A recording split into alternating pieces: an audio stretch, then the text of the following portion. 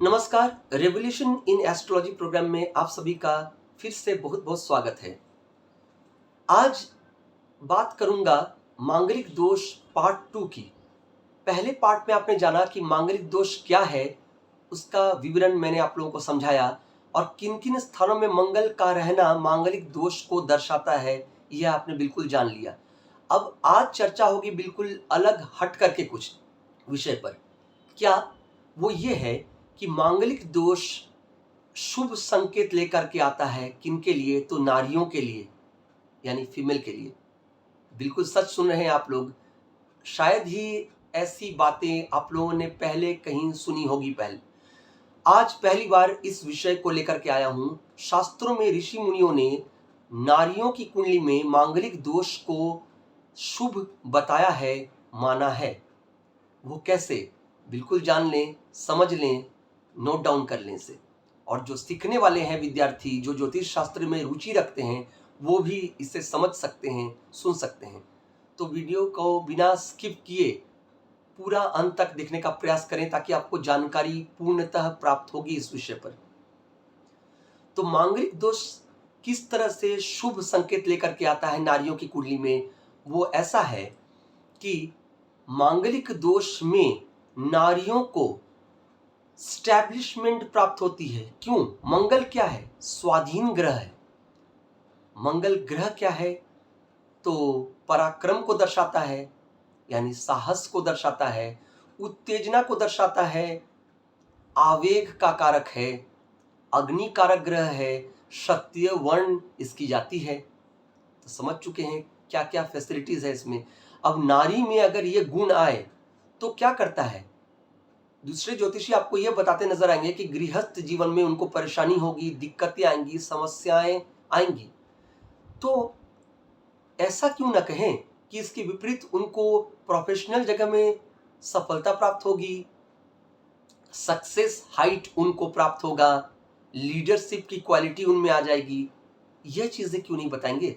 शास्त्रों में तो इन चीजों को भी बताया गया है। अतः नारियों की कुंडली में मांगलिक दोष प्रोफेशनल फील्ड पे उनको बहुत बड़ी उपलब्धि दिलवाता है और यह बात 16 आने सच है।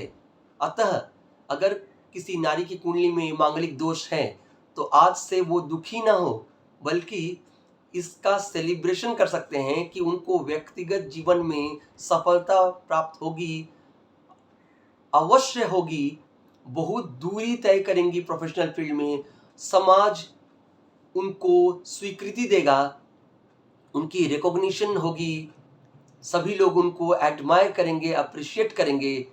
और सेल्फ एस्टीम कहते हैं ना, एक अपना परिचय, एक अपनी आइडेंटिटी उनको मिलेगी, जनप्रियता मिलेगी, यानी लोकप्रियता प्राप्त होगी।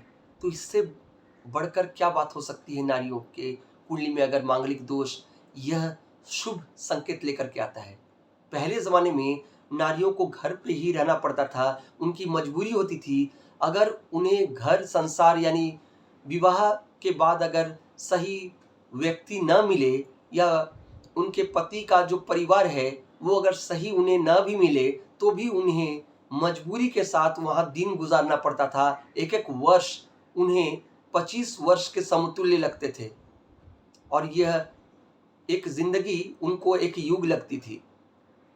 जिन्होंने वो दिन काटा है वो ही जान सकती हैं इसका दुख। तो आज की लेडीज के लिए मांगलिक दोष यह शुभ परिणाम लेकर के आते हैं। और एक चीज मैं बताऊंगा जो कि बहुत अहम है।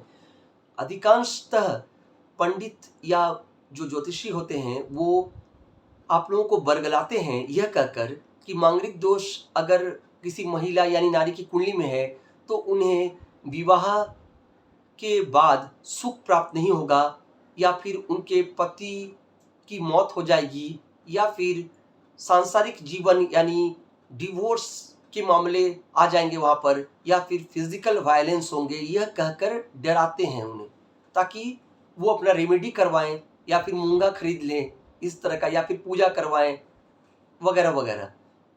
तो यह कमर्शियल थॉट्स होती हैं उन एस्ट्रोलजर्स की। परंतु मैं आप लोगों को बताता हूं कि ऐसा कुछ नहीं होता।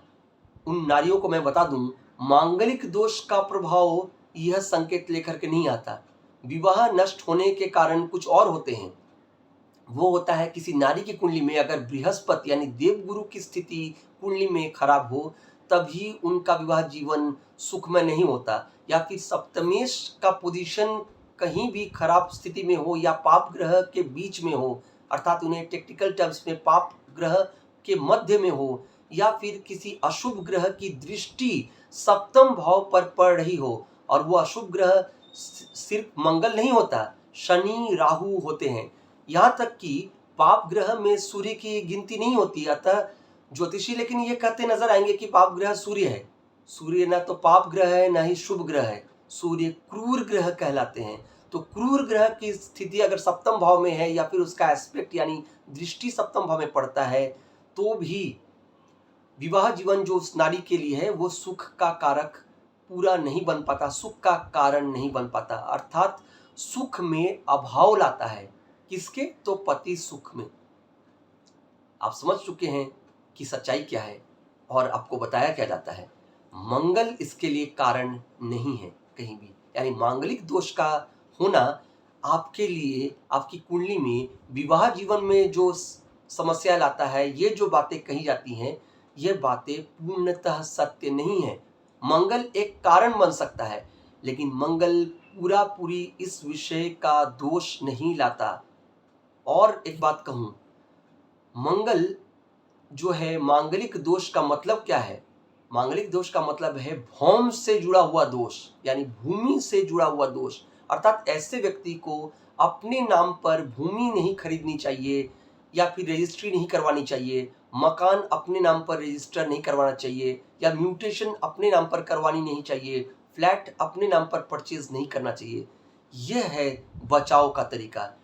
यहाँ बचाव का तरीका केले के पेड़ से शादी दे देना या फिर मूंगा खरीद के पहन लेना, यह बचाव का तरीका नहीं है। यह कमर्शियल तरीके हैं जो आपको बताए जाते हैं, और उसके बाद भी वही होता है जो आपके कुंडली में लिखा हुआ है, यानी वो मालिक यानी भगवान ने जो तय कर दिया है आपकी कुंडली में वो होता ही है और वो होकर रहेगा।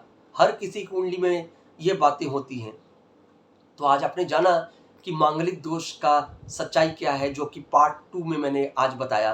पार्ट 1 का भी आप प्रोग्राम देख सकते हैं, वहाँ पर भी मैंने मांगलिक दोष से जुड़ करके उसका डेफिनेशन बताया है और कई सारी बातें बताई हैं जो आपके लिए जानना अहम है।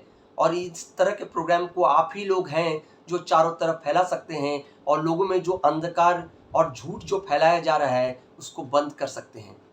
तो मैं आशा करता हूँ कि आप लोग इस प्रोग्राम को चारों ओर शेयर करेंगे, क्योंकि आपके शेयर करने से ही लोग अवेयर होंगे, लोगों में अवेयरनेस आएगा। अतः इसे करें, यही मेरा अनुरोध है। अधिक से अधिक इस प्रोग्राम को शेयर तो करें ही, साथ ही साथ लाइक का बटन दबाना ना भूलें अगर आपको प्रोग्राम अच्छा लगा, बहुत यूनिक लगा, हट करके लगा। और नोटिफिकेशन जो बेल है यानी आइकॉन बेल जो है उसको प्रेस कर लें, ताकि आप तक अगले प्रोग्राम का नोटिफिकेशन जो है ऑटोमेटिकली पहुंच सके। अपने वैल्यूएबल कमेंट्स यानी फीडबैक जो है वो देना ना भूलें, क्योंकि इससे हमारा उत्साह बढ़ता है और मैं आपके सामने और भी नए प्रोग्राम इस तरह के लेकर के आऊँगा।